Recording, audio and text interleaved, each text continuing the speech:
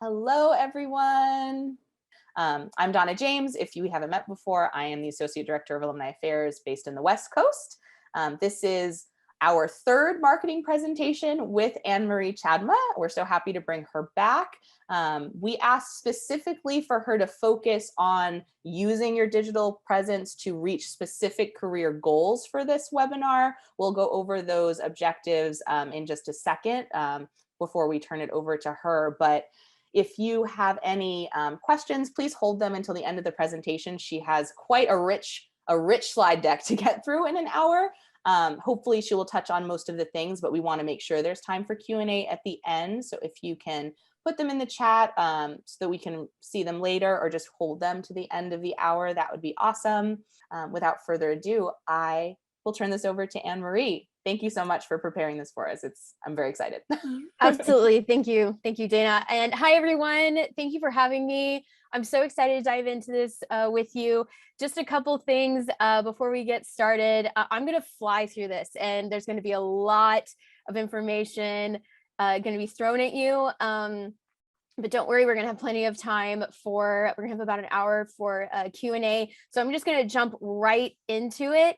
Yeah, let's get started. So objectives for today is we're going to be hearing different career goals and strategies. We're going to be learning which digital marketing approaches align with specific business goals, understanding different strategies to sell online products, and gain insight on how to automate conversions. Next, oh, hold on. There we go. I am the owner of Muza Marketing, which is a marketing company. I do, my bread and butter is strategy for small to medium-sized businesses. And so I've been doing this for the past 3.5 years, going on 4. And everything that I'm going to be delivering to you today is going to be from that background. Before that, I was a global advertising strategist for companies like Coca-Cola and Amazon and Nike and Adidas, BMW, that kind of thing. Okay, so by the end of this training, you will have learned how to sell your offering, be attractive to sponsors, and drive traffic and engagement to streams. Okay, these are going to be the 3 main things that we're going to be going over today.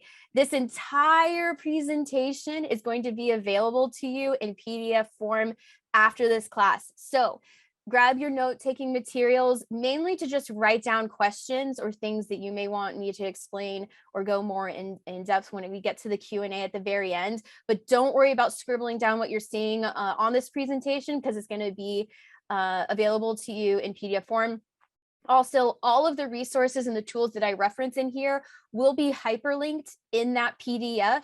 So you don't have to worry about writing down websites that I mentioned or tools that I mentioned. All of that will be hyperlinked so that when you get that PDF, you just click on it and it's going to go directly to what I was talking about. So just save your energy and your focus to just write down questions that you may have at the very end. At the end, we'll have that Q&A. A couple things I wanted to refresh on. A lot of us are really familiar, especially y'all as new grads, really familiar with social media and the online world, which is awesome. I don't have to explain a lot of the nuts and bolts of that. Y'all get that. But one thing I do want to touch on, just some terms and some kind of get the lay of the land with marketing before we get into these more higher level strategies that I'm going to be delivering to you today. And one of those is using social media is not the same as marketing on social media. So as I'm sure y'all understand, there's a totally different experience that you walk into when you're putting on a show versus going to a show and being in the audience. So very similar to marketing, you know, using social media and being entertained by it, being educated by it, those kinds of things, totally different than you being the one delivering that content and being a content creator for whatever it is that you have to offer to this world and bring to this world. Next is today you're going to learn how to harness your social media to achieve your goals through strategy. So a lot of these things you could end up learning several years down the road, but you know, if you can get there faster with strategy or get to the answer faster with strategy, definitely want to do that and save your time and money. So that's my approach through all this, is getting you strategic with the tools that you have at hand. And just like math or life or really anything, marketing builds upon itself. So, you know, you don't jump in and become immediately successful overnight. It's something that you have to build towards, but we're going to figure out a way for you to do that quickly and with the least amount of work possible, because I know at the end of the day, like, I'm a marketer and, y'all aren't marketers. You may not want a career in marketing, but you understand that it's something that's very important for you to know how to harness and use to achieve your goals. So I'm going to show you how to be as hands-free as possible with that and still get the results you're looking for. So what is marketing? So I get this question a lot. A lot of people confuse marketing and branding and advertising, and they get these terms confused. So I'm going to give y'all a really quick layout. And I love this story. It's because it's super easy to relate to, with an example of, let's say the circus is coming to town, right? And they put up a sign and say the circus is coming to town for all of next month. We would call that advertising. Okay. Now, let's say once they start building, start getting everything set up, it's getting closer to that date, and they get an elephant, they put their logo on the elephant on a blanket and have it parade through town. We would call that promotion. And then that little logo there on the elephant would be branding, right? Next, let's say, oh no, the elephant walked through the mayor's flower bed, right? Kind of created a fuss, and the local media outlets wrote a story about it and put it out in the news. We would call that publicity. Now, let's say, there was this uproar, but at the end of the day, we got the mayor to laugh about it. We would call that PR, right? And then let's say the circus opens up for that month that they were talking about, and they were able to sell tickets and refreshments and get people to spend money on games. We would call that sales. And then all of this together, this beautiful ecosystem that helps you achieve your goals that you've been building upon, we call that marketing. Okay. Next, another, just again, really driving this home so that we're really clear on these terms and understanding the function of these things, is branding is the look and feel of who you are. It's your logo, your color palette, your messaging tone, kind of like your personality. It's what people immediately see, first thing they see. Next is marketing, and this is really engaging and building your community by using your own channels to connect and share. And then advertising is paying to promote yourself by plugging into traffic sources to grow faster. Okay. Awesome. All right. Another thing, and I just read about this last month. They published a lot of these audit apps published a lot of data, really interesting data on Vanity Metrics, and how it is absolutely something that you don't want to do. You don't want to be hiring these bots to inflate your followers. But it's basically a combination of bots or softwares that inflate audiences with filler followers. They tend to be fake. Major celebrities have between 35 and 40% fake followers. And we're talking like LeBron James, Ariana Grande, the Kardashians, Blake Lively, like huge stars have up to 40% fake followers. Now, why it doesn't really matter once you're that big is they're still going to hit their goals if they decide to work with a sponsor or a brand or be a brand ambassador. Even though up to 40% of their followers will be fake, they already have millions and millions of followers anyway, so they're going to achieve those goals no matter what. But when it comes to people with a much smaller following, a much smaller community, this can be really detrimental. And I'm going to explain why this won't work for you. One, it dilutes your true fan base. If you have a bunch of hollow followers and then you try to understand who is your ideal target audience by observing who's already following you and engaging with you, and then you go out and try and find more of those people, if they're diluted with fake followers, this will make it very hard, not impossible, but it will make it very, very hard for you to really hone in on that and define that. Impossible to target and market to later on.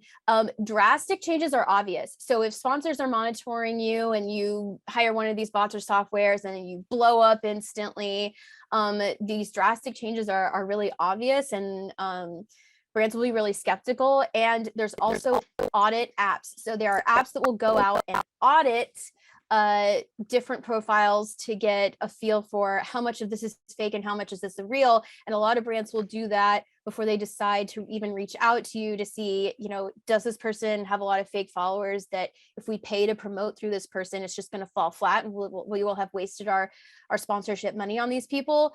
And these audit apps are getting better and better every day. Now, if you have done this or you have experimented with this, I just say, just turn it off and shut it down. You can continue to grow organically, which we're going to get into later. Don't worry about it being extremely detrimental. Just stop as soon as you can if you have chosen to use one of these softwares. All right, next, we're going to jump into that first point of the day, is how to sell your offering. At the end of the day, that's what we're using marketing for, right? We're trying to get our art out there, what we have to offer to the world. We want to get people on board. We want to get people excited. But at the end of the day, we also want to sell, and we need to make a living, right? So how do you sell? It's always going to be through authenticity, right?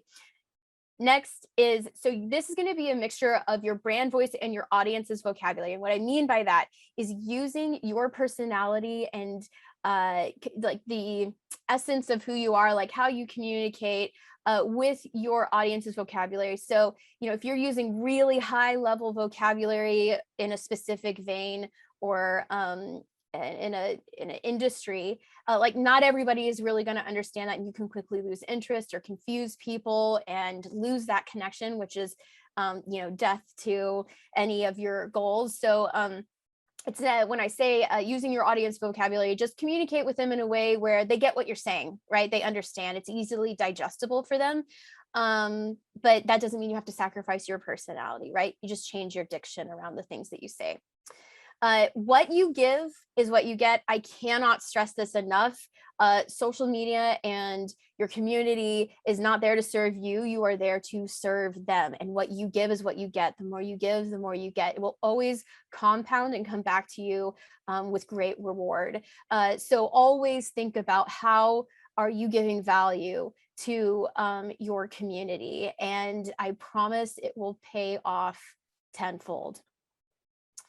Next is to communicate CTA. So this is call to action often. What that means is, let's say you put a post up, you're talking about your passion, you want them to take that next step in their customer journey with you. They've come across you, like what do they do with that information? What do they do with the content you're delivering to them? Calls to action often look like click this link in my bio, email me here, call me here. Is that next action you want them to take with the information you just gave them. You need to make this very clear to them. If it's remotely difficult or confusing, you're going to lose them and you're losing sales in the process. So making sure that they're got them excited, like, okay, what do I do? Tell them what to do. They're going to be looking for ways to take action on what you're saying.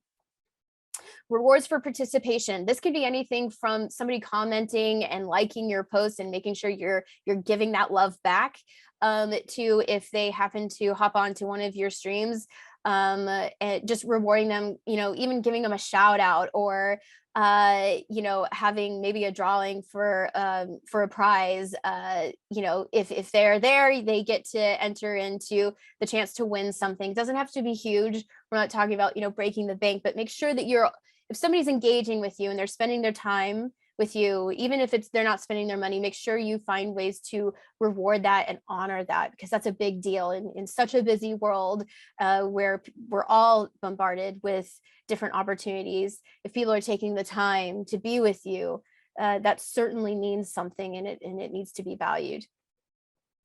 Next is, you're always going to be in some process of this, is listen, adjust, promote. So listen to what is yielding a lot of engagement, what's getting people excited, what gets people to comment more, like more.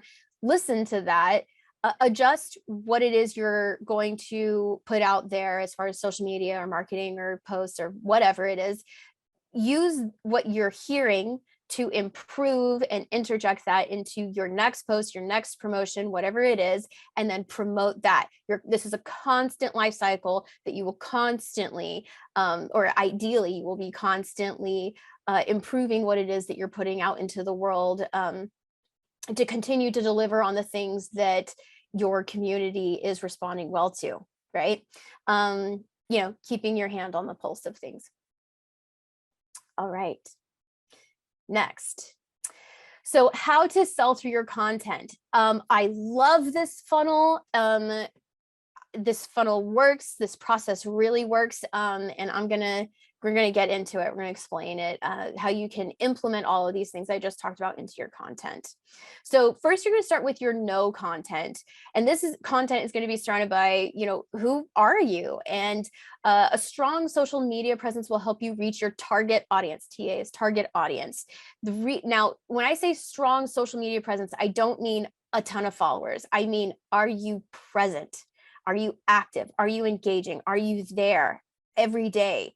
Are you involved with your community on a constant basis? That's what a social media presence really, really means. We're going to get into that much more later on, but this is going to be what most of your content is going to be centered around, is people getting to know you, because it's going to be the first thing that they see.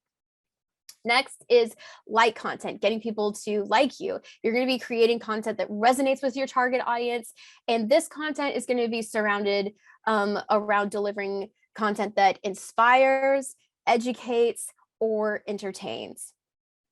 Next is trust content. So this is where you're going to be really generous. You're going to interact with your customers and show them the human side of your business, right? Whether that is your moral compass in how you decide to create your craft and deliver it to the world. Maybe this means ingredients. Maybe this means people that you work with. It's going to be content surrounding around, here's why you can trust what it is I am offering you.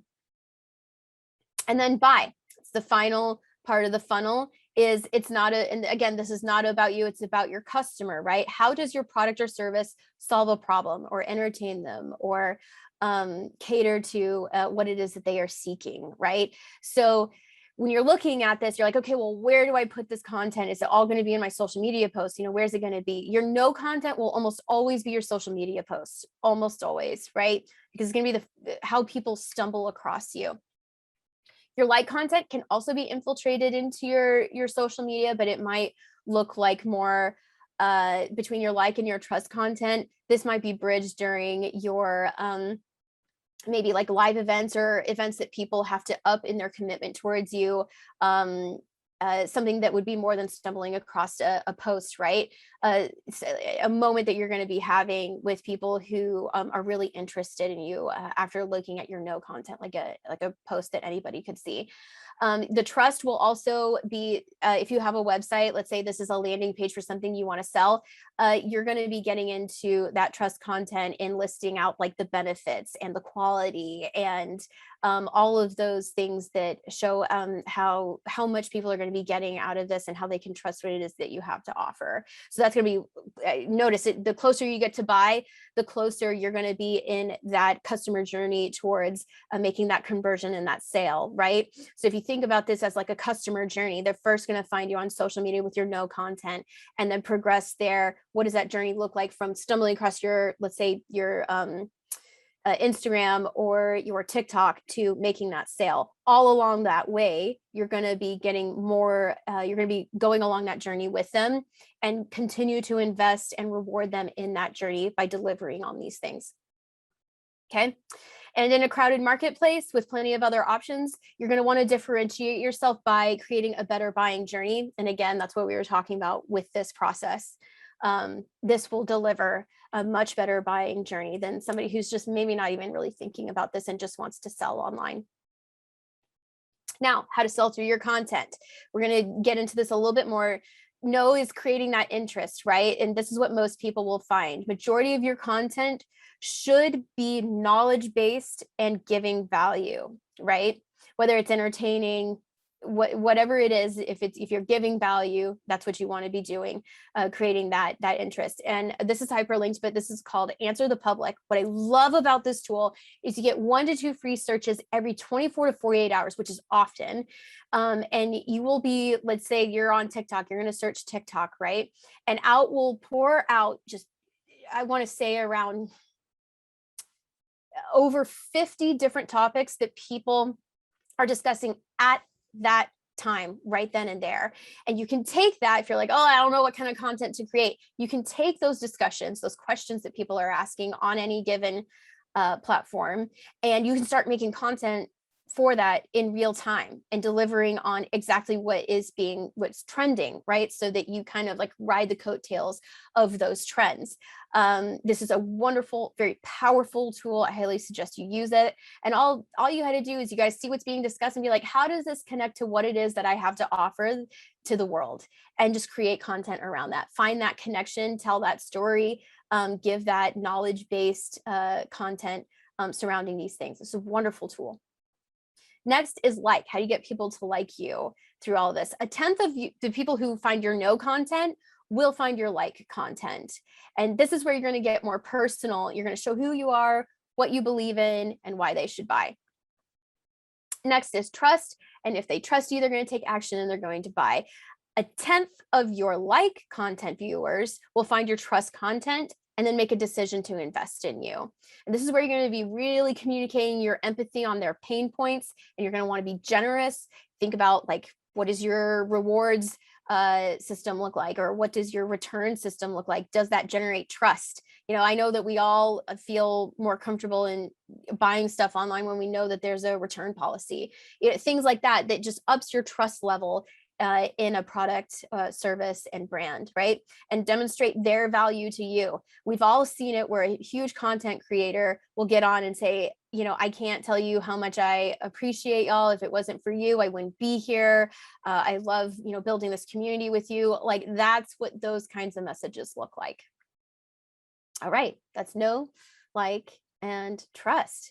Now, how to sell different products. I get this question all the time from my clients. They come to me and they're like, how do I sell digital?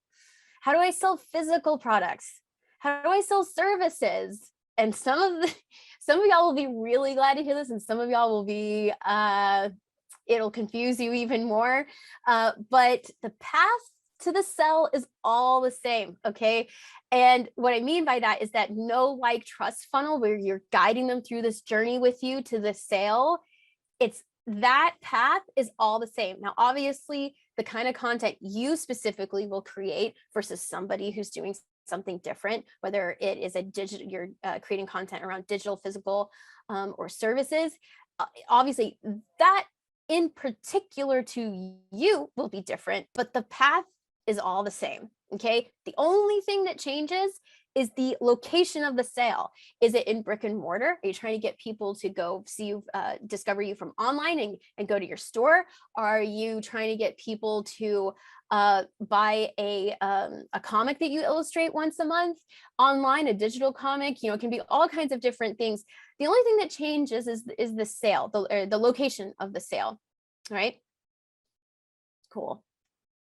Next, a couple of rules of thumb that I want to give you when it comes to sales that will help you in this journey is no set amount of followers is needed. I get this question all the time. How many followers do I need? How many do I need? Well, if you have a whole bunch of fake followers and then you try to sell, but it flops because none of them are real, then the number of followers you have doesn't matter. But even if you have just 100 solid followers who are invested in you, you've got this amazing community with them, your success from those 100 followers versus a whole, thousands of fake followers is going to be way more powerful, right? So no set amount of followers is needed. An engaged community will always be more impactful than hollow high follower counts, right?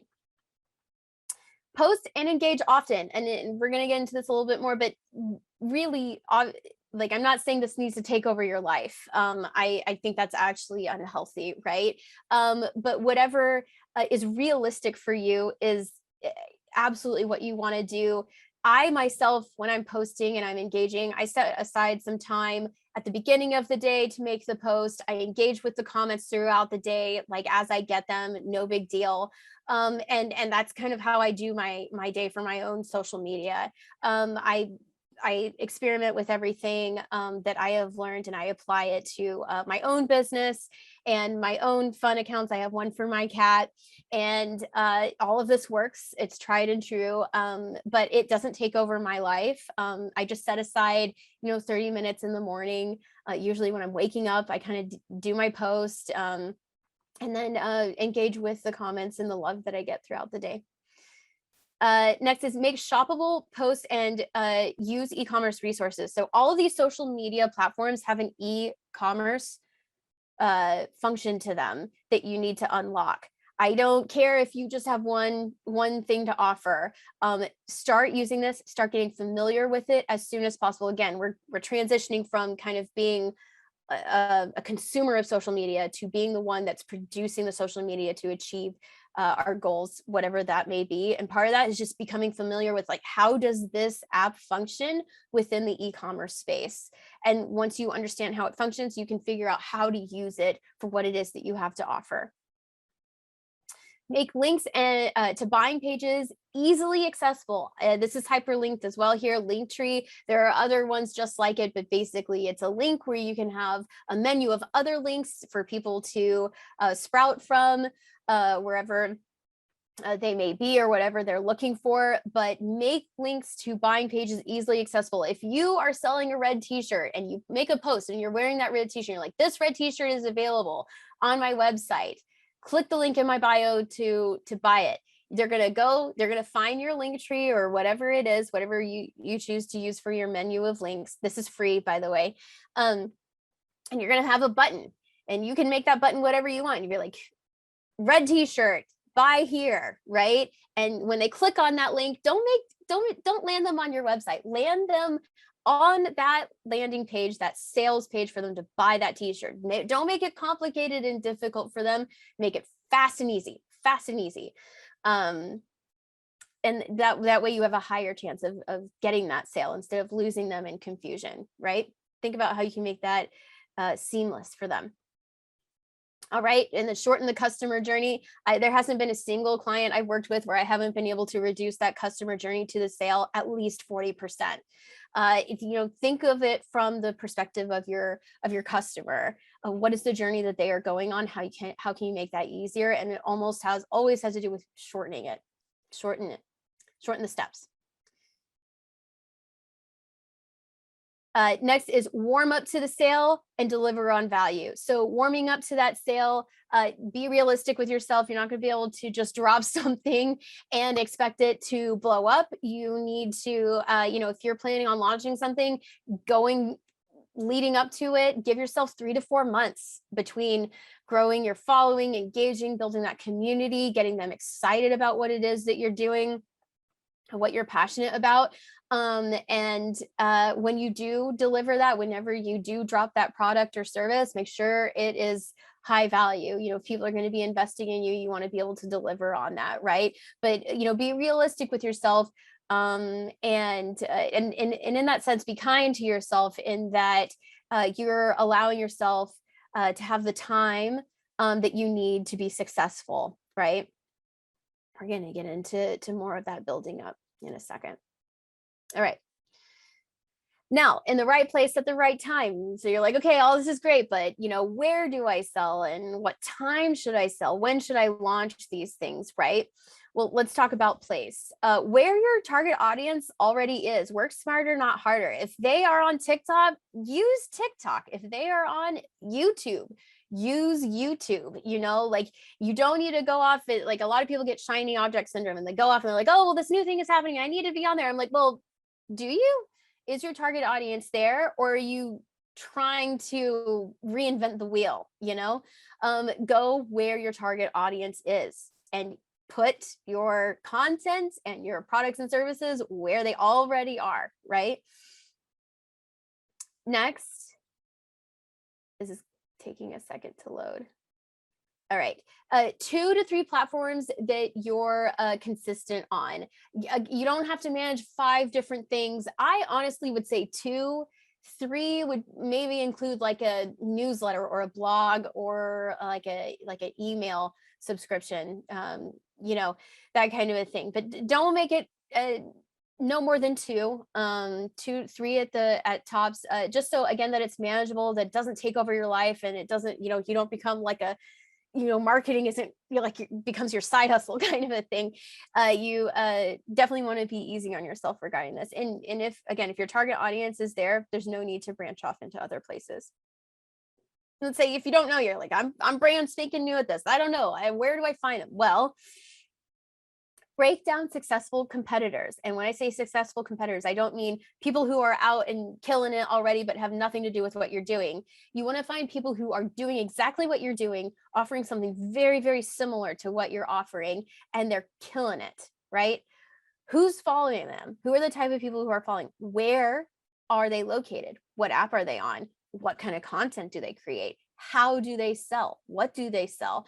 It's kind of that's where you're really going to want to look to, the people on your right and your left and be like, okay, well, what's working for them? Because they've already done the trial and error. They've already done the failures and stuff. And you can learn from that just by observing them, right? And from there, it will answer so many questions, not just where to sell, but how to sell, type of content to create, that kind of a thing. Experiment with that engagement. Go on there and follow those people. If you have something very similar to offer, follow them, engage with them on their social media, and and you'll start to get followers. If you offer something that they already really enjoy, you have a high likelihood of capturing those followers and plugging into those traffic streams, right? And then content plus engagement equals sales over time. It's a constant cycle.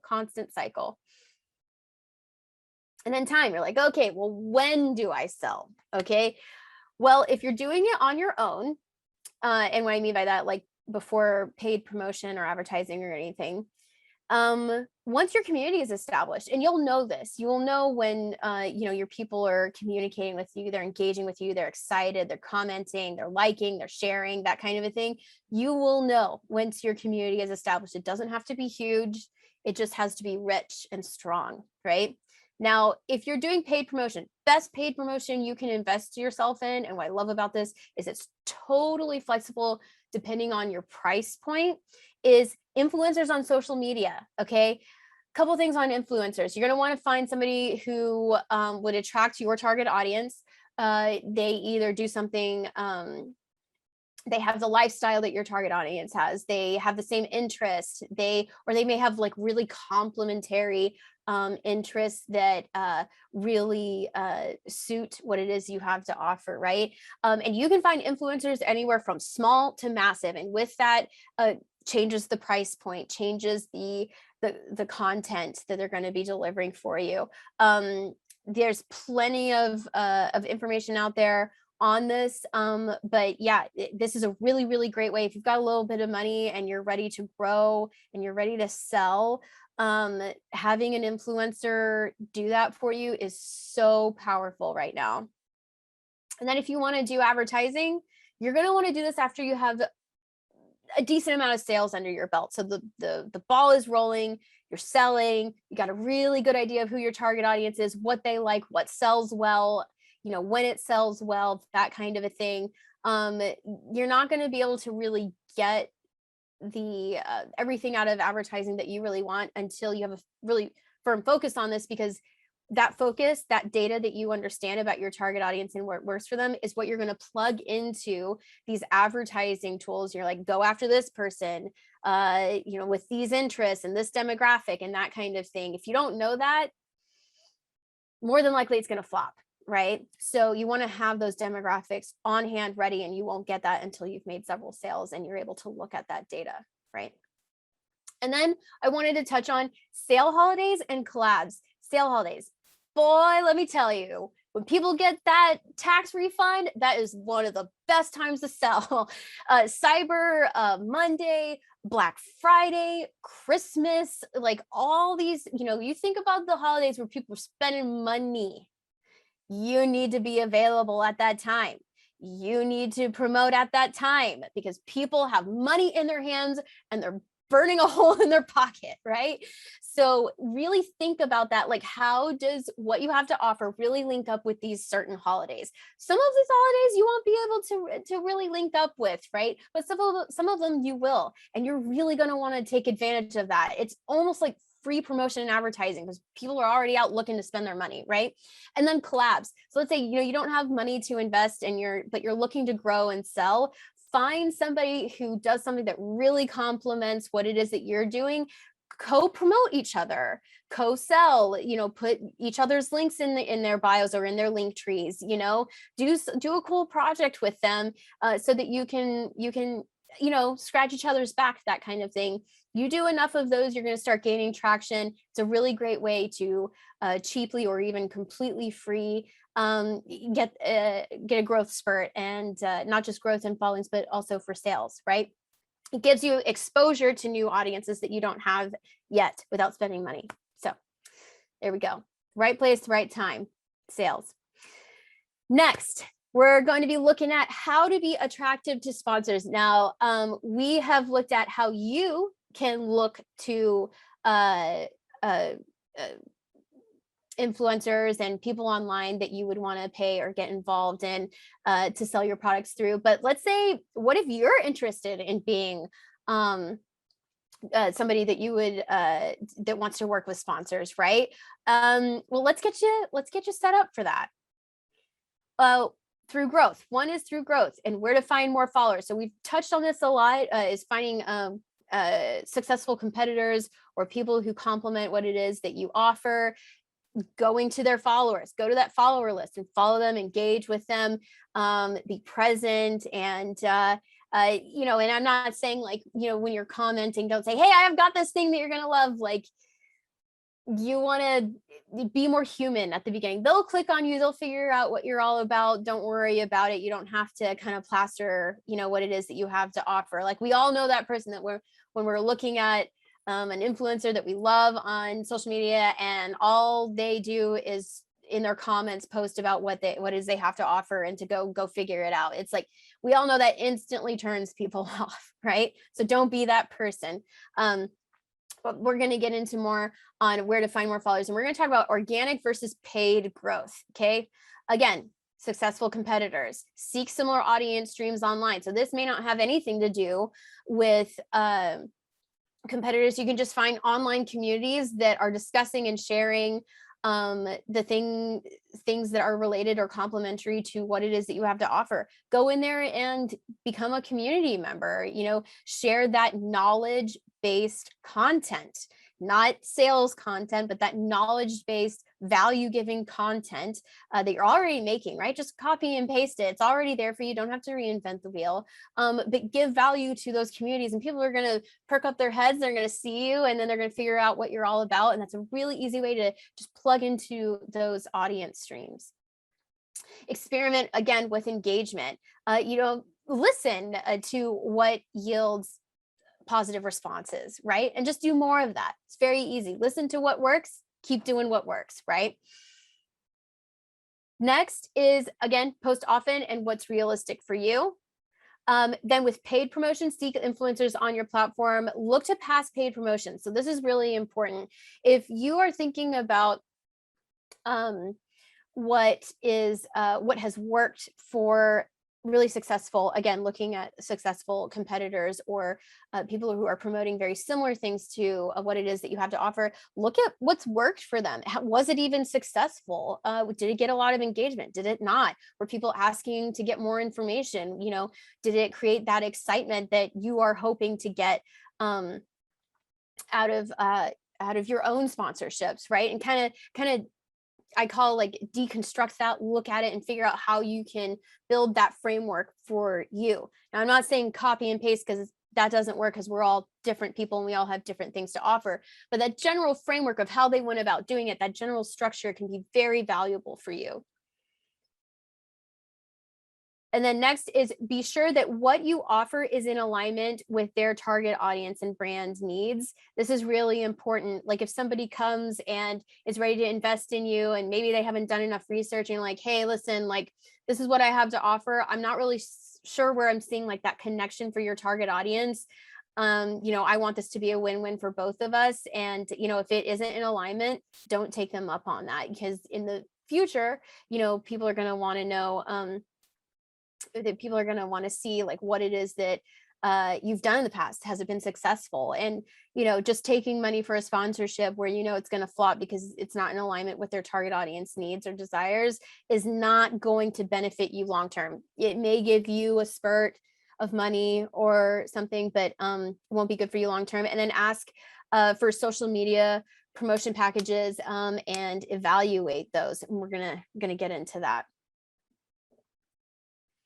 So through branding and preparation, the more defined you are, the more clear you are, the more succinct you are, the better it is to sell, right? So branding, a defined brand is an easy identity for brands to align with. So if you're kind of scatterbrained, you're all over the place and you don't have a cohesive image, you don't have a cohesive like personality and tone to your messaging, it's going to be really hard. If brands are shopping, they're going to go with the person who has that really on lock, right? That's consistent, that isn't all over the place. So my advice to you is to get this defined and get it defined. This needs to be the first thing that you do, is get really honed in on your identity and just be very consistent. The more authentic you are, the easier it's going to be to do this. It's not hard if you are being true to yourself, because that's naturally what comes out anyway. And you don't want to really swim against an unnecessary current, right? So the clearer you are, the easier it is for a brand to be like, yep, that's exactly who I'm looking for. Let's hit her up. Next, an engaged audience. The more engaged your audience is, the more attractive this is to brands, because they want engaged audiences that once you drop something for them, once you promote something for them, you've got people who are on the go, ready, and they're gonna, that audience is gonna do something with that, right? And then ask yourself, am I clear on who I am for and who I am not for? So a lot of us tend to really focus on how are we clear about who we're for? It's like who we're going for, what's our target audience, what's the focus? But we don't really weed out or make it very clear who we're not for. It's very, very important to communicate both of these. And again, this just goes back to being more defined and clear. Next is prepare a media kit. I'm so excited about this. Every influencer has it. Anybody who wants to work with sponsors has this ready on the go to send to people who connect with them asking for sponsorship opportunities, right?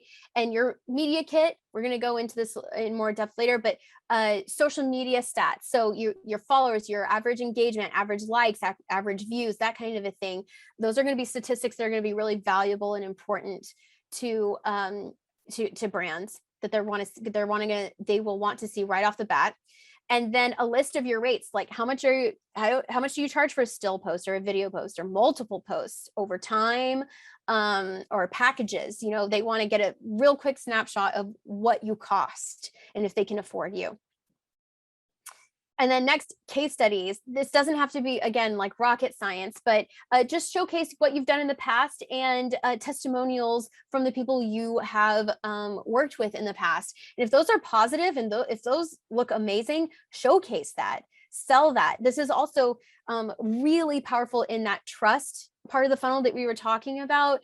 If you're selling to a sponsor, this is really what's going to send them over the edge and get them to trust you and get them to invest in you. Is you're like, hey, I've already done it before. Here are the stats. Here are the testimonials of people that I've worked with. This is why you can trust me. This is why you can go out on a ledge and pay me to promote on your behalf, right?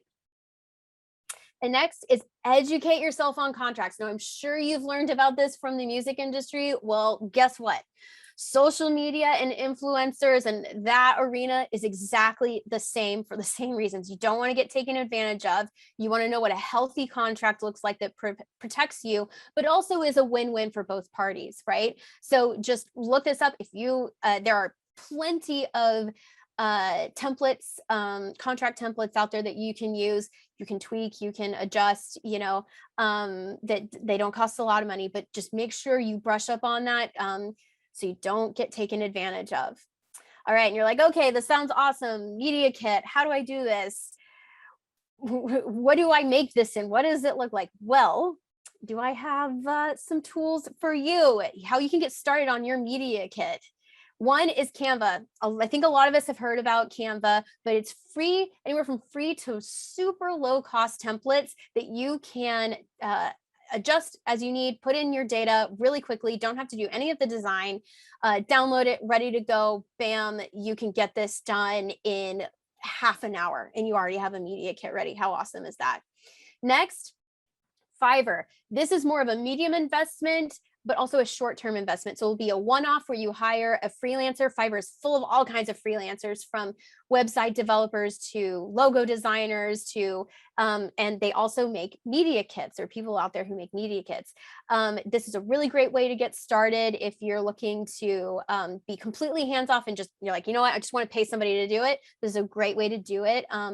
For a medium investment, right? And you can shop around. There's plenty of people who have done this. They show examples of their work. You can get a feel for which style you like.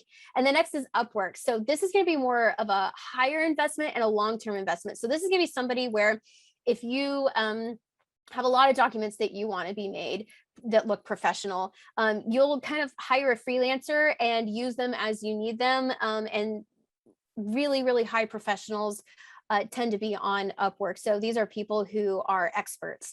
And so if you're looking to make that high investment with a professional who's been doing this for a long time, you know, no messing around, Upwork is a really, really great way to take it to the next level if you want. And all these are hyperlinked, and they hyperlink directly to the media kits. So you'll have that in the PDF later on. All right. Lastly, we're at the last section, how to drive traffic and engagement to streams. So ever since COVID hit, ever since this pandemic hit, streams have been integral to connection, to promotion for brands, for us to feel a sense of community online. You know, back in the day, it used to only be like celebrities and major brands and major influencers that would get on there, but now anybody can stream, which is a wonderful, beautiful, powerful thing, right? But you're like, okay, well, how do I get people to like look at my post and hop on my stream, right? Well, let's get into it. It is I'm going to be introducing the AIDA funnel, okay? What that stands for is awareness, creating brand awareness or affiliation with your product or service or brand, creating that awareness. There's going to be a lot of that know content, that education content, those posts. Interest, generating interest in the benefits of your product or service and sufficient interest to encourage the buyer to research more, right? Gain that interest. So awareness, like, oh, this is this person, and oh, this is what they do. I want to learn more about that, right? Next is desires, like, oh, this is what they do. Oh, now I really like this. I'm really into this. This is where you're going to have that emotional connection through your brand personality.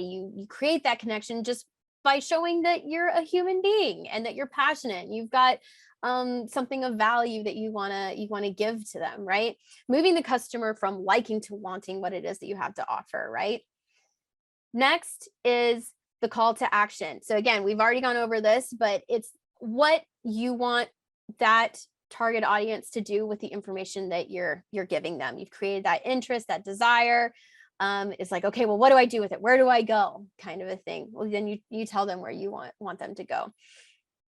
And then retention. This is going to be the second level up after all of this. But let's say, you know, you've converted them with that call to action. They've done what it is that you want them to do, whether it's you know, getting on that stream, which is what we're going to be, what this is in reference to. But once they're there, like, how do you retain them? Well, you're going to want to reward them. And how do you reward them? Well, you know, out of everybody who's hopping on this live stream, 5 people are going to get a coupon to my services, or they're going to get a Starbucks gift card, or whatever it is. It doesn't have to be crazy expensive. But how do you retain them? Well, you reward them, right, for their interaction with you and taking time out of their day to be with you. This also can be how you upsell. You're like, if you're really interested in this, well, wait till you see this that I've got. It's the higher investment, it's more long-term investment. But if you're interested, if you sign up now, you're going to get 10% off, or, you know, whatever it is. But thinking about after they're a customer, how do you keep them around? How do you keep them coming back for more, right? So that's the AIDA model. Now I'm going to break it down into examples for you. Awareness. These are going to be questions that you're going to be asking as you're developing this content and this customer journey for them. How do we make people aware of our products and services, right? What should the messages be? How do you create that awareness?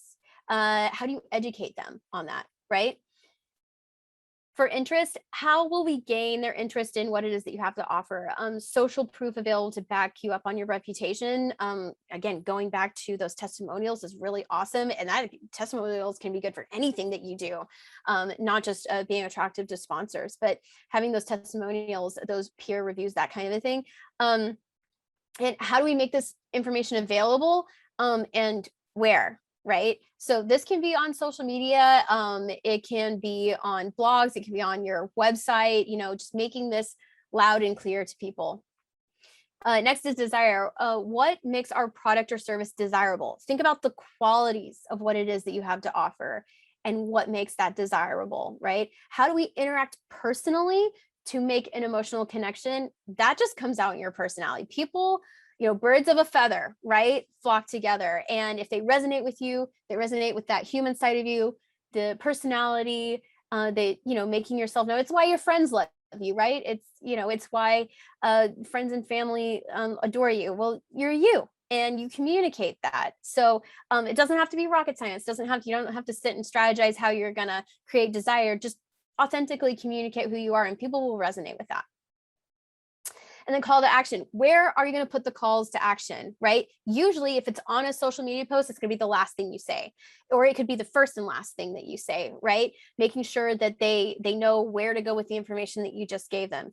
Click the link in the bio, email here, call here, text here, whatever it is, hop onto my stream at this time to learn more, that kind of a thing. It's that action. And then retention, what is the proposition to retain loyalty? Went over a couple of those examples. I'm going to go over some more, but thinking about how, and if you don't know, put yourself in, you're already a customer for several brands. How are you retained? How is your loyalty retained for certain brands? What do they do to keep you around? What works? You can figure that out by observing your own behaviors, your own journey as a customer for a brand. All right, example. So this is going to be a framework example, kind of like a strategy example that a brand would go through. I'm going to be putting in the example of somebody who's trying to sell music lessons. Okay, so they ran a PR campaign for 4 months prior to launch, promoting award qualifications, and was reinforced through social DMs, or it could be email or text to the targeted customer groups that they know are following them. Next is they executed a text campaign to offer free samples or a free intro class because they did their research and they listened. They knew that this would work, as students are loyal if the offer is compelling, right? And then desire. Close to the launch of the new classes, they ran exclusive online events. So this can be your streaming, right? Promoted through social media. You put a lot of posts out there, reminders out there. And they create a local buzz. And now that local buzz, what I mean by that is your local community, but that community can be spread throughout, but within your niche, right? For people wanting an invite, right? And excited to grab a session. And the call to action, we're positioned on, it could be social posts, the website, links, all live events, all that. You're just making that link known for them to take action on that. And then retention, offered a discount rate for longer or more expensive commitments and investments in your brand and your company. All right, so a post example. So all this can actually be condensed into a single post, right? So we're going to look at what that looks like if you want to do this whole journey with them in one post, right? Could start out with, you're going to do Instagram, right? You'd say, did you know? And creating awareness. Oh, you don't know? Well, let me bring some awareness to you. Did you know A, B, and C artists have joined us for an exclusive music program that will launch only for this summer, right? Next sentence. Sign up to tune in into our one-on-one interviews of each artist as we prepare for launch. You're creating that interest. You're like, oh, I'm interested in knowing who these artists are, what they're like, what they're about, right? And then desire, join us this week in our live session to secure your invite to this summer program to get access before launch. You're like, oh, that's incredibly desirable, right? I get access, I can secure my spot before launch if I join this live session. And then next is call to action. Again, very simple. Click the link, call the number, email, sign up, text us, blah, blah, blah, blah, blah. That action that you want them to take. And then retention, current students will get an X discount. Let's say that, they're promoting both to current students and new people, right? If you're a current student, you get a discount. If you buy a package, you get a discount rate for buying a package instead of maybe just one session, that kind of a thing. All right. So that's the AIDA example. Now, tools to make this easier. I'm so excited to give you these tools. So Jarvis, okay, now we're not talking about, Iron Man's Jarvis here, but it is an AI. And that's what makes this super awesome, right? So it is an AI tool that generates content for you. How amazing is that? The future is here. Your first 10,000 words on Jarvis are completely free. I'm going to tell you how to use that. So this generates written content for you, which in the marketing world we call copy, generates written content for you for any social media template in seconds, y'all. I cannot tell you how powerful this is. It can be anything from a blog post, an email campaign, newsletter, Instagram post, like anything it can generate for you in seconds. You just pick the template that you want, you put in the keywords on the things that you want Jarvis to write about or touch on, and it spits out that content. And it naturally follows the powerful AIDA framework that converts strangers to customers. So that AIDA framework that we already talked about, you're like, oh my God, this sounds great, amazing. And it makes sense when you talk about, but I don't know how to make it for myself. Don't you worry. Jarvis has got you. Jarvis can do that for you. And so what I suggest you do is you use Jarvis, you create templates for the social media platforms that you're on, you get those first 10,000 words for free, you save those templates and you use those as frameworks for the future, right? So you're not going to be using the same words over and over again, but the AIDA framework will be in there and you can use this moving forward. Now you can invest in Jarvis and you'd be like, I'm fine with paying for Jarvis and it can continue to make the content for me, which is fine. But yeah, again, going back to that Ask the Public, you'll search on Ask the Public, you'll find those questions that those buzzwords, those trending topics. You can put that into Jarvis and say, make me an Instagram post for this, make me a blog post for this, and it'll do it naturally. It's amazing. So next is Copyscape. So this is more for long form content, but you're going to want to run that AI content that Jarvis created for you and run it through Copyscape to check for plagiarism. It doesn't happen often, but sometimes Jarvis will produce too much content that is copyrighted within a certain block. Again, it's rare, but it happens because, it's an AI. It sources from the internet, from things that have already been written. So it happens, but all you got to do is go in and tweak the copy generated by Jarvis. When that does happen, I also kind of suggest for you to do that to make sure that your personality is still shining through the content. Jarvis is not you. It can't replicate your personality. So going in and making sure that, your personality shines through. And that usually is a matter of just tweaking just a couple words here and there. Okay. And then management tools. So you're going to take the Ask the Public topics, create content through Jarvis, and you're going to start creating and lining up all your posts, right? All the copy, all that written content for your posts, whatever those may be, with, the video or the image or whatever it is that you want to connect that copy to. And then you can use management tools. So there's tons of them out there, but these specifically have free to super low cost options: Buffer, Hootsuite, and Sprout Social. So what you do on here is they have a calendar. And you'd be like, for the next 30 days, I have a post per day. You put all that content together for each day, and it will just go on autopilot and self-post for you. And what's great about this is you front load all this content, all this work for a couple of hours on your day off, and you set up a month, or as long as you want, for your calendar coming up. And then you have these social media tools execute that for you and post for you, so that day to day, all you have to do is focus on the meat and the potatoes of what gets results, which is engagement, right? It's going to be posting, people are going to be liking and commenting. All you have to focus on is engaging with those people, encouraging those conversations, and kind of enjoy that part of the community building aspect without focusing on doing this every single day, posting every single day. So love these tools, highly recommend.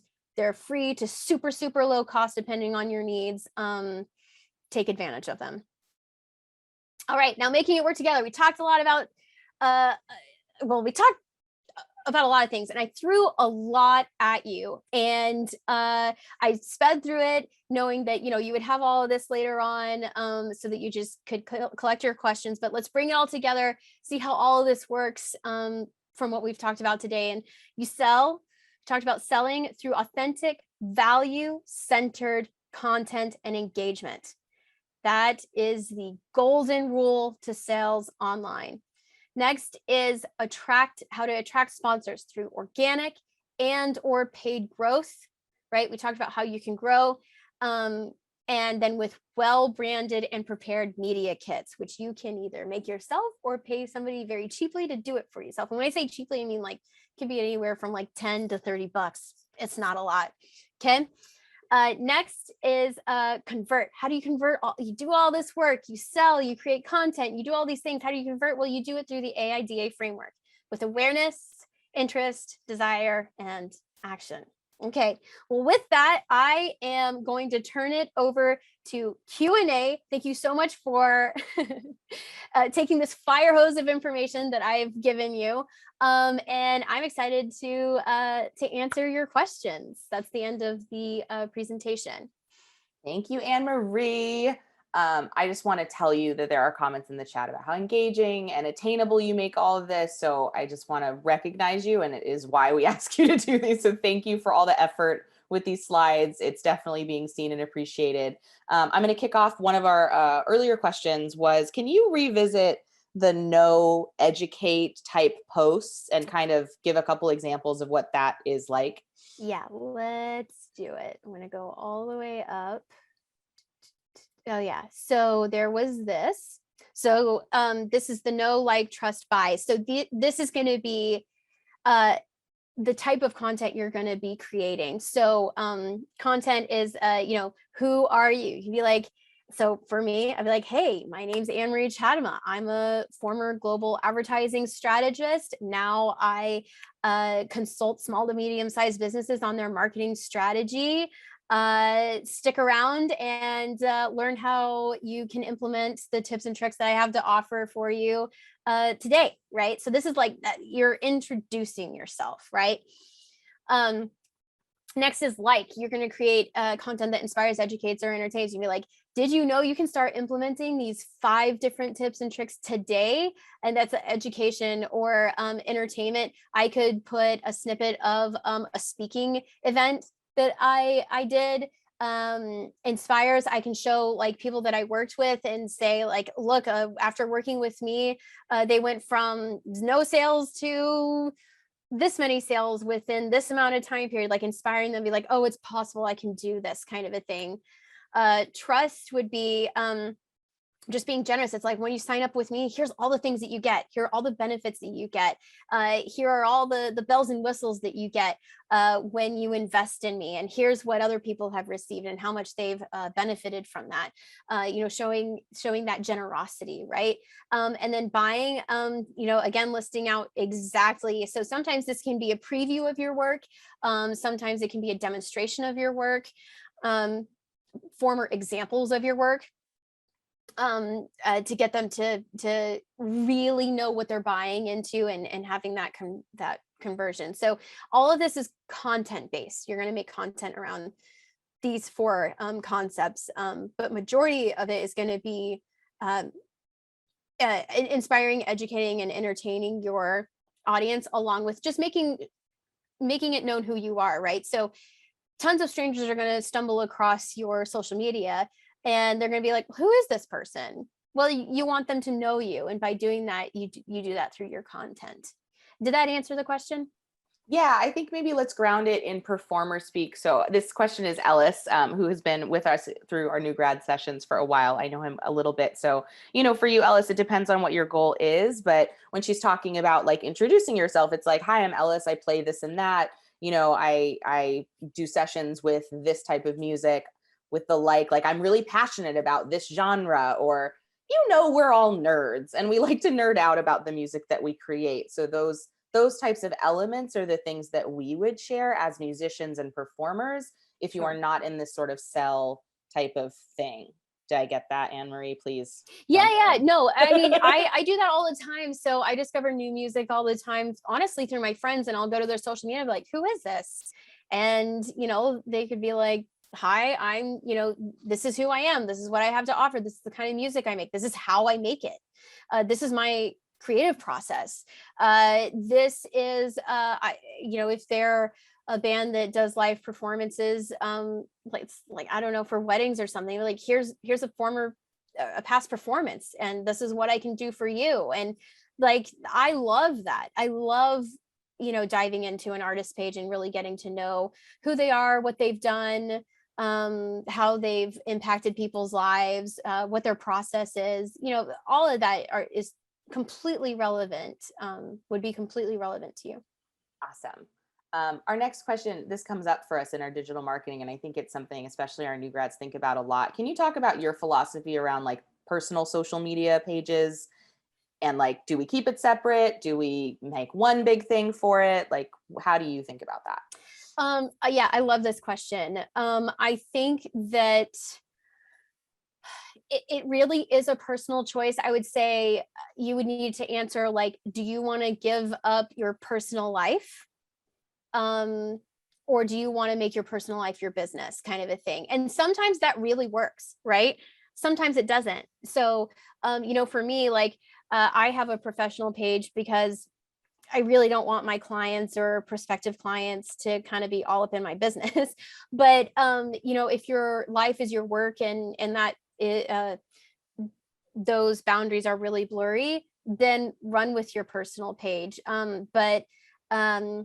Yeah, are you comfortable with sacrificing that? And you're going to want to think about that in the long-term goals, right? Like, maybe not right now, like now and later. Like, what does it look like if I decide to get married and have kids?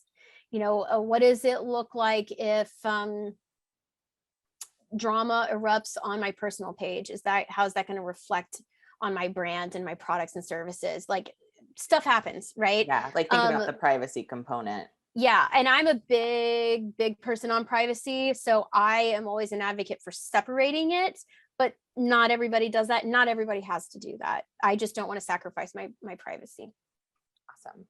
Next question. Can you talk about Buffer and how it works for a platform like Instagram, how that flows? Yes. So Buffer and Hootsuite and Sprout Social, those are examples. There's tons of other apps that do the same thing, but you're going to be going in there and you're creating a post for each day, or multiple posts, multiple different outlets. You just go in there, you figure out which apps that you're on, you create posts for that, you schedule it on a calendar, and then the app will post it for you. So you link all your accounts, and you create a calendar, and you front load that work. So obviously I don't have time to go into those tools and stuff, but it's really easy to choose any one of those, start clicking around, and experiment for a week. Just try a week, see what happens, or a couple of days, see how that works for you, and if that's something that you like. But basically it's a self-management tool. Think about it as like your social media manager, but it's like a software, and they post for you. All you do is you give them the content, you create that post, you schedule it, and it'll post it for you on its own. Awesome. Are customer quotes at all useful today? I'd love to hear you actually get creative about how we would use like a testimonial in this process. Yeah, absolutely. So anytime you've done any work for somebody who absolutely adored you, you need to get a soundbite from them, or you need to get a quote from them. So I have my reviews on my website, it written out in quote form. But let's say, again, going back to like any performance you've done, who hired you? Did they love you? Get them to say something for you, or speak on your behalf, or be willing to be quoted. Always get their permission to be quoted. And that could be anywhere from, like, let's say like you've got a teaser clip of a performance you've already done, and at the end you've got the person who hired you singing your praises. You could put it on a YouTube video like that, or you could do a mashup of clips of customer reviews or testimonials. But you can put this literally anywhere. You could even like make a Instagram post of a picture of somebody that you worked with and the caption being their testimonial for you and posting it. That a lot of that is that trust content. Putting it on your sales landing page, it's trust content, right? It backs you up. It's somebody outside of you backing up what you've done for them. But it can be in any form, written, video, audio. If you've got a podcast, interviewing people that you've worked with in the past and just having them talk about their experience working with you. However you can fit it in within whatever kind of content you've got, get as many of those testimonials as you can. Awesome. Thank you so much. It looks like questions are slowing down, so we may be good. Just 15 minutes over time. Oh, okay, here we go. What is the difference between like and trust? Like and trust. So, okay. So like content is going to be around inspiring, educating, or entertaining people. And we all know where we fit within that. Obviously for me, I'm all about education, not only within this sphere, but like consulting. My job is to be an educator. But you know, if you have art, you're inspiring the world or you're entertaining the world. So that is completely separate from trusting someone. And so it's one thing to entertain, but it's another thing to show like the human side of you or why they can trust you, right? For me, again, going back to the returns policy, that makes me trust a brand so much, especially if I'm buying something online. I don't know what it's going to look like when it lands. That's a huge barrier for me to buying stuff online. But if I know there's a rewards policy, that rewards policy makes you trust that brand, doesn't make you like that brand. Like it doesn't have an emotional connection. It's a different type of value that you're offering, but in the sense that, don't worry, like I got you if you don't like it, versus I'm inspiring you, I'm educating you, or I'm entertaining you. Does that make sense? Does it, Ellis? Let me know. If not, I can go more into it or have other examples. All right, he says he thinks so. Ooh, next question. Can you speak a bit to KPIs? So for folks who are not of the marketing brain, key performance, we're talking about metrics that we need to look at and what is the most important for us to keep an eye on. Yeah, I love that you know that term. Hi, friend. That's an advertising term. I love that. So KPIs, you're going to have two main KPIs for your brand or your business. One is brand focus. How is it building my brand? How am I creating more awareness and growing my brand? And the other KPI is sales. It's how much am I selling? So these things kind of go in tandem. If you've got a strong brand, more than likely you're going to have strong sales. If you don't have a strong brand, not going to have strong sales. So those are the two things you're going to want to be focusing on. And you evaluate your brand awareness, brand engagement through people interacting with you. Do you have high engagement? And how you're going to be looking at that is the percentage of the people who are engaging with you versus the people who are following you, right? The higher your percentages in relation to the overall follower count is what you're going to want to be focusing on. If it's low right now and you experiment with that engagement that we were talking about, right? Doing different content, like know, like, and trust content, right? Start putting that out there, start letting it grow and marinate for a couple of months. You look at that engagement percentage between who's engaging and the follower account. If that's grown, then what you're doing is really well. Keep doing it, right? Keep doing what works. Constantly be evaluating that and upping your content in relation to what is yielding results for you, right? You're not going to be able to get a really good picture of this like from week to week, but over the span of months to 2 months, that will give you enough time for these tools to aggregate that data for you to evaluate. So take a snapshot now and take a snapshot later. A lot of these tools will also show you like snapshots over time. That's what you're going to want to be looking for brand goals, because that tends to be a lot more convoluted than sales, which we know when a sale KPI is hitting and not. It either sells or it doesn't, or you increase sales or you don't. And so yeah, brand KPIs is the engagement percentage of the people who follow you, and sales is just, is sales. Awesome. Thank you. When you are branding a musician, do you do photos, videos yourself, or what companies do you recommend? So here's what's really interesting right now when it comes to creating branded content. So you will want professional content, but ironically, and this always catches people off guard, the less produced it is and the more homegrown it feels, the more relatable it is and the more engagement you're going to get from that content, right? So two examples of that is going to be like your website needs to look good, needs to look professional, needs to be tight, right? But on average, your day-to-day stuff needs to feel more homegrown, because when people look at like a big production, super clean, super like commercial like, it's hard for people to relate to that and feel connected to that. But if you can tell it was like shot with a phone or something, that tends to ironically be way more powerful. So I highly suggest, again, Fiverr and Upwork and those freelancing websites. You can find photographers and stuff local to you. You can even find, I believe you could also find on those like job websites where they do like one-off jobs, like Indeed or something like that. And or find local photographers by searching by location and hashtags on like Instagram and stuff, where they tend to have their portfolios, and you can hire them, price out a couple different photographers, find one that's within your price range. Make sure you've got the professional stuff on the places it needs to be professional, like websites in your media kit, but then the day-to-day stuff, show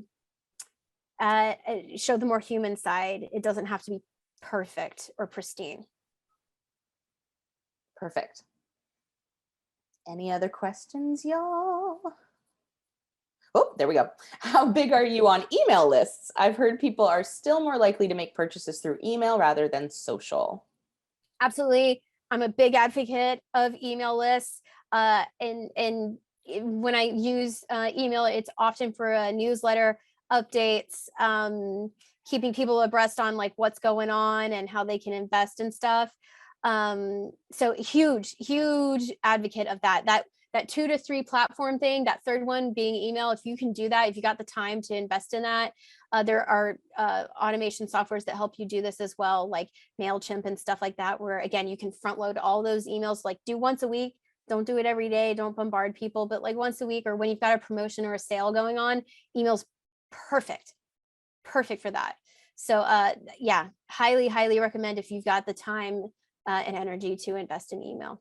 It's still really powerful. And opening rates, for good opening rates, when people look at like, oh, 12-13% isn't good, 12 to 13% of opening rates for emails is very good. So don't worry about that. That's a pretty good number. So that's what you'll want to aim for. Yeah, before you go in a shame spiral with network, with metrics, make sure you are checking the standard for the industry that you are playing in, for sure. That's something we have to remind ourselves all the time. We need to be looking at these things based on like what is happening and what are other people's experiences. About Buffer, does Buffer handle email lists as well? I do not believe Buffer does. You may, I'm a big fan of MailChimp. It's the easiest one I've used thus far. It also has a free option as well. So yeah, highly recommend MailChimp. Yeah, there are a couple, Ellis, to speak to, there's a couple of platforms that bring in the social scheduling and the email scheduling. Fanbridge is one. I've seen a couple of artists that I love using it, but like, you have to figure out a tool that works for you, and based on what your platforms are, you can experiment, but they're all basically scheduling tools. It's to help us not be glued to having to do this, like she said, like it's your side hustle. You are now a marketer all the time. Yeah. Yeah, I'm make big it on the easy. shame spiral. Make it easy. That's what we're trying to do. Okay, hot tips for calls to action to have fans, followers actively share content without seeming a bit graspy and cringy. Yeah, no, I feel that. Because this is where marketing and sales intersect, and sales can make people feel, like you said, cringy. You can be like, and I mean, you're going to be excited about what you have to offer to the world, and you're like, hey, you want to figure this out? Click the link in my bio. Like, very simple. Or if you want to know more, email me here. If this sounds like something you want to take advantage of, you want to learn more, text me here. They have these texting services now, or comment below and tell me what you're interested in. This is what I'm working on. What's the most interesting thing that you want me to add, or what are you most curious about, or whatever. It can be as simple as asking people to comment. But people are used to seeing this and they want to know where to go and what to do. So don't feel weird about it. Like, if you don't make it clear, they won't understand what to do, and then you'll lose them. So I know initially you're like, I'm telling them to do something. This feels really salesy, but it's necessary. It doesn't have to be long and drawn out. Just 3 words, 2 words. So to follow up, he says specifically getting people to share or forward your content to grow your reach. Yeah. So I see this all the time. Doesn't matter, even with huge content creators, just say like, share, and comment. Like if you want to see more of this, like, share, and comment. It helps me out. Liking, sharing, and commenting on this post really, really helps me. And if you want to see more of me, that's a really great way to support me as an artist. Or if you thought this was hilarious, send it to your friend, or tag a friend below, or and you can tie this into if you think somebody would be really interested, like let's say you're promoting like a streaming time and place, right? If you're like, if this sounds really interesting, or if you know people who would really love this, tag them below, or share it, or comment on it, or save it, that kind of a thing. Don't shy away from saying that. Sometimes people just need to be reminded of how to help you. And then if you create content that's especially educational, people tend to save that content because they want to reference it for later on when they need that knowledge and information. So sometimes by the nature of your content, it will happen anyway, right? So think about like what would be worth sharing, or liking, or commenting, or saving, and all of sometimes the content will take care of itself. Yeah, and to ground in what Anne-Marie taught us a little bit earlier, knowing your audience, I just want to speak to this comment because it really highlights some of the conversations that I get to like sort of witness as like watching this community on social media and how y'all interact with each other. One of the things that we all really need to think about is that we are all kind of doing the same thing. And so if your followers are mostly musicians and Berklee folks, right? Like, they might be also doing the same thing. And so integrating your content into their content might not be something that we can expect of them. So similarly to the way we tell you to authentically network outside of your just musician bubble, the more folks you can get in your social media who may be more consumers than peers is a good idea, because they have a different relationship with sharing your content. The expectation is a little bit different, and the way they come to it is a little bit different than just our peer-to-peer relations that we have on social media. So I just want to throw that out there. I do see frustration in the community with folks not having their friends send their stuff around as much. And it's a lot. There's a lot of content. We're all sharing a lot of content. So I want to encourage us to enter into those like collaborative strategies that she told us earlier. If you want that with someone who is similar to you, enter into it with this marketing angle that she presented us of like, honor them as a collaborator, as a peer, and talk about how you can do it together to grow both of your reaches instead of sort of looking at them through this consumer lens that they might not see themselves as. Does that make sense? Yeah, and make it known. It's like, hey, I see what you're doing. Take a look at what I'm doing. Like, let's work on something together instead of sitting back and hoping somebody will do something. Kind of like, taking it by the horns and just being like, hey, I think we should do something together. I think you're pretty cool, and I think that what we do is complementary. So let's and it doesn't have to be crazy or drawn out, but yeah, making it known. Awesome. Last question. Favorite books, resources for digital marketing learning? Oh, say that again. Favorite books or resources for digital marketing learning? Oh, Since we can't just trap you in the screen all day, every day. So there are a couple books that I highly recommend. Let me I want to get the name right, so let me pull this up. Actually, all of these websites that I mentioned, or these tools that I mentioned, they have a blog. those blogs are really good, like Buffer and Hootsuite. They have really, really great blogs to read. 1 Million Followers. That's a great book by Brendan Kane. 1 Million Followers. There's also Contagious. It's another one by Jonah Berger. Malcolm Gladwell. Anything that man writes is pure gold. Malcolm Gladwell. One of his books is called Talking to Strangers. Fabulous book. Next one, also, this guy, anything he writes is golden. Seth Godin. Seth, Godin. The book is called This Is Marketing. Wonderful, wonderful book. He also has a like a blog and a newsletter and stuff. Sign up for anything Seth Godin is doing. He does all things marketing and he's a genius. Yeah, I would say those are, and then all Seth Godin's All Marketers, and this is crossed out, are liars, and he wrote over it Tell Stories. All Marketers Tell Stories by Seth Godin. It's wonderful, wonderful book as well. So yeah, I hope that helps you. Thank you. Anne-Marie, will you send me those links via email? I'll include them in the after email. Thank you all for sticking with us and like being here. I guess I could turn my video on. This is weird. Hi, everybody. Thank you for being here. I've just been like a floating voice for a while. This is our last session. I really appreciate all of your engagement. I'm using all the words, all your engagement this week. Like she said, right? This is not my role. I am not a marketer. I'm a community manager. But like she said, I look for your engagement to see if I'm doing the right thing. So you showing up, you staying this long afterwards with these great questions, this really, really helps us to know that this had some value. So keep it up, keep raising your voices, keep letting us know what you love.